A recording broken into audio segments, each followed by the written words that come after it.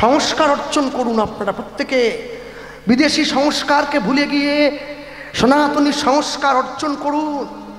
এক পকেটে mobile phone রাখবেন, আরেক পকেটে গীতা রাখবেন, গলায় তুলসীর মালা পরবেন। যে আমিষ খান সেও পরবেন, যে নিরামিষ খান সেও পরবেন, কোনো বাধা নেই। লোকে বলে কৃষ্ণবাবু আমি যে মাছ খাই, এতে কি হয়েছে? কি হয়েছে? মাছ খাইছেন তো, মাছও খাবেন, মাংসও খাবেন, তুলসীর মালাও পরবেন। যে আমিষ খাবেন গলার থেকে নামিয়ে পড়বেন, যে নিরামিষ খাবেন গলার সঙ্গে লাগিয়ে পড়বেন। তবে লাইনে তো দাঁড়াবেন, তবে তো ডাক পাবেন। যদি না দাঁড়ান তো ডাক পাবেন কি করে? মালা পরবেন কেন? পোশাক পরা হয় লজ্জা ঢাকার জন্য, মালা পরা হয় সংস্কৃতিকে রক্ষা করার জন্য। প্রত্যেকে মালা পরবে। এক রবিবার করে বাড়ির ছেলে মেয়ে স্ত্রী পুত্রকে নিয়ে পিকনিক করতে চলে যান, আরেক রবিবারে স্ত্রী পুত্র পরিবারকে নিয়ে মন্দিরে গিয়ে ভাগবত পাঠ শুনুন। মাসে একবার করে প্রসাদ সেবা করুন, বছরের শেষে হিসেব করবেন কোনটাতে লাভ হয়েছে কোনটাতে লস। আমায় বলতে হবে না, হিসেব আপনারা নিজেরা পেয়ে যাবেন।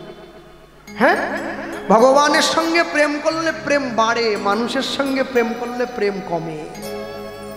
আমি আগে জল তিলক করতাম, এখন মাটি দিয়ে তিলক করি। প্রেম বেড়েছে না কমেছে? বেড়েছে। আগে লুকিয়ে লুকিয়ে কীর্তন শুনতে যেতেন, এখন সবার সামনে দিয়ে যাই বুক করিয়ে। প্রেম বেড়েছে না কমেছে? বেড়েছে। আগে লুকিয়ে লুকিয়ে হাততালি দিতাম, এখন দু বাহু তুলে দেই। প্রেম বেড়েছে না কমেছে? আর সেই আমি যখন গতকালকে সরস্বতী পুজোতে একটা মেয়ের সঙ্গে দেখা করতে গেলাম, আমাকে মুখে মাস্ক পরে যেত। করোনা চলে গেছে, মাস্কটা পরতে হয়েছে। কেন? লোকে দেখলে মুখে থুতু দেবে। তুই কীর্তন করিস না, তুই লোককে জ্ঞান দিচ্ছিস আর নিজে অজ্ঞান হয়ে মেয়ের সঙ্গে কথা বলছিস। মনে রাখবেন, আত্মেন্দ্রিয় প্রীতি বাঞ্ছা তারে বলে কাম, কৃষ্ণেন্দ্রিয় প্রীতি ইচ্ছা ধরে প্রেম নাম। যারা হাতে ঘড়ি পরেন, 3টে কাঁটা এক জায়গায় হলে কটা বাজে বলুন? বলুন, 3টে কাঁটা এক জায়গায় হলে 12টা। যখন আপনি ঘড়ির দিকে তাকাবেন, ঘড়ি আপনাকে মনে করাবে ভাই আমার 12টা বেজেছে, বাজুক, তোমার জীবনে যেন 12টা না বাজে। মানে এতে 12টা বাজলে আবার একটা বাজবে, তোমার জীবনে 12টা বেজে গেলে আর একটা বাজবে না। জীবন বড় ক্ষণভঙ্গুর গো। কালকে সকালের সূর্য যে আমি দেখবো এর গ্যারেন্টি কি আছে? তাহলে এখন থেকে হরিনাম করতে দোষ কোথায়, ক্ষতি কোথায়? ভেবে দেখো, মনে রেখো সব সময়। আমার আগে যিনি কীর্তন গাইছিলেন রাধাপদ জেঠু, তার গলাটা বসে গিয়েছে। অনেকে আমায় বলে দাদা এতগুলো করে টাকা নেয় কিন্তু গলাটা বড্ড বসা। আমি বলি গলা বসাটা দেখো না ভাই, 75 বছর বয়সে এসে ভগবানের জন্য চিৎকারটা ভাবো। 75 বছর বয়সে তুমি সোজা হয়ে দাঁড়াতে পারবে না, কথা বলা দূরের কথা, ওই লোক বলে দাঁড়িয়ে কথা বলছে। শুধু টাকাটা দেখছো। ভগবানকে ভালো না বাসলে বসা গলায় অত চেঁচিয়ে চেঁচিয়ে লোককে বলা যায় না। ভালোবাসা আছে বলে চেঁচাচ্ছে, নাহলে পারত না। 75 বছর বয়সে গুড়ি সুড়ি দিয়ে ঘরের কোনায় শুয়ে থাকার কথা, চিৎকার করে মানুষকে ভগবানের কথা বলছে। আরে 10 জনে শুনছে, 8 জন যদি নাও শুনে 2 জন ঠিক কাজে লাগিয়ে দেবে, ওটাই তার কাজ হয়ে যাবে পরপারে।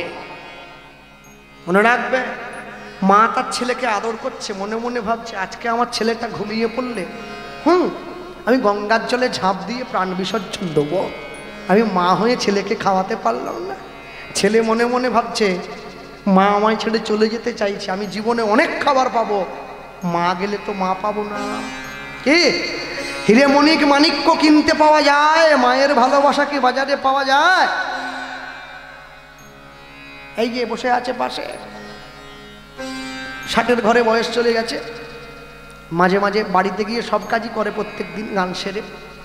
তা আমি তো গিয়েই ব্যাগটা ছুঁড়ে ফেলে দিয়ে লম্বা হয়ে শুয়ে একবার লেপ ঢাকা নিয়ে যা ঘুমোবো, পরের দিন যখন গান আছে 2 ঘন্টা আগে উঠবো। রান্না বান্না করলো, ঘর গোছালো, সব কিছু কাজ করে আমাকে স্নান টান করিয়ে ঘুম পাড়ায়, রান্না করে টেবিলে খাবারটা দিয়ে তারপর ডাকে। এবার ডাকছে বাবু উঠে বল, গানে বেরোবি, দলের লোক চলে আসবে, উঠে বল।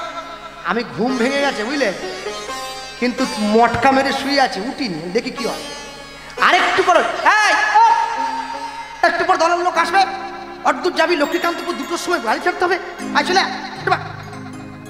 আমি তো ঘুম ভেঙেছে কিন্তু উঠছি না। এবার দেখি ভাতের থালাটা টেবিল থেকে আমার সামনে চলে এলো, মানে নিয়ে এসেছে।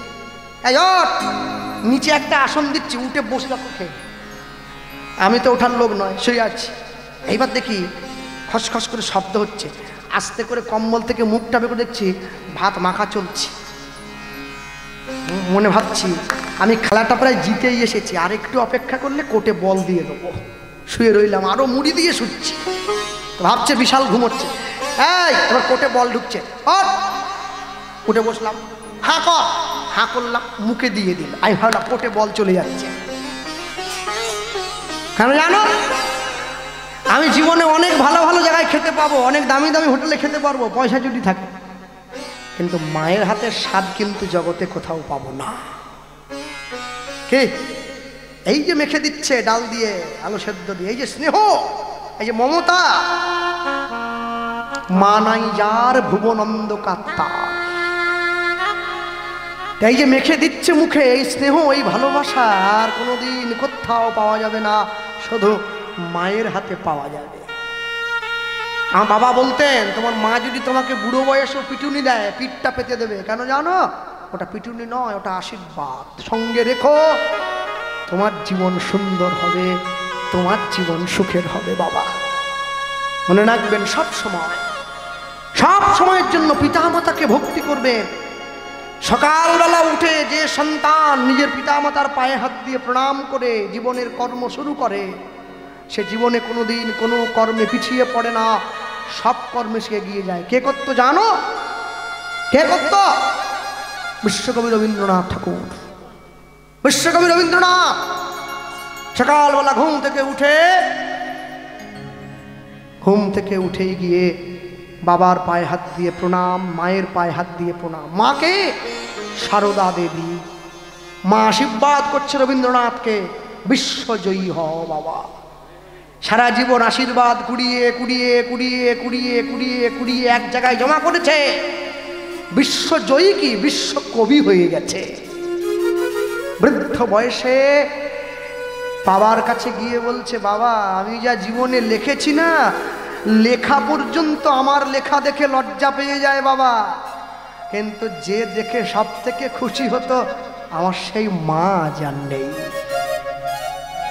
মায়ের আশীর্বাদ না থাকলে সন্তান বড় হতে পারবে না।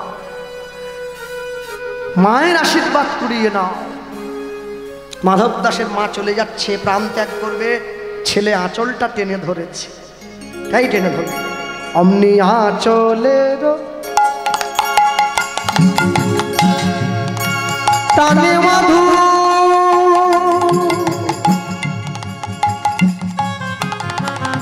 তাই গৌর হরি হরি বল,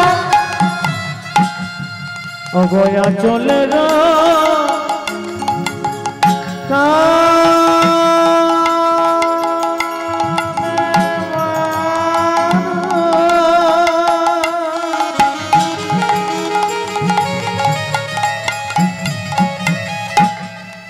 জাগিয়া উঠিল অগয়া চলের